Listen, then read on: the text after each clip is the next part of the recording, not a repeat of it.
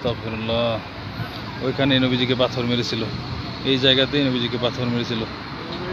রক্তের নিশানা এখনো আছে, রক্তের নিশানা। ওই যে লাল দেখা যাচ্ছে, ওইদিকে বন্ধ করা, গেট বন্ধ করা আছে, এদিকে যাওয়া যায় না, বন্ধ করে দিয়েছে।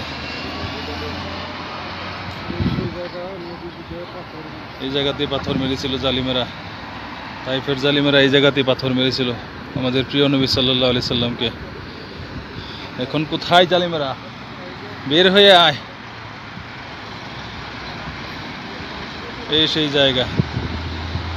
নবুয়তের 10ম বছরে যখন মক্কার কুরাইশরা ইসলাম প্রচারের জন্য নবীজির উপর অত্যাচার চালিয়ে যাচ্ছিল, তখন তিনি তাইফ শহরে গিয়ে ইসলামের বার্তা প্রচার করার সিদ্ধান্ত নেন। তিনি তাইফ পৌঁছানোর পর সেখানে প্রভাবশালী গোত্রের নেতাদের সাথে সাক্ষাৎ করেন এবং তাদের ইসলামের দাওয়াত দেন।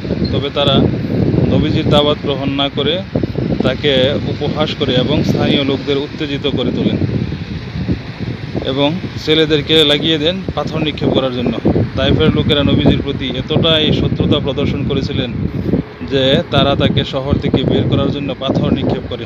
ওই সেই জায়গাটা, যে জায়গায় এখনও খুনের নিশানা রয়েছে, রক্তের নিশানা এখানে এখনও রয়েছে।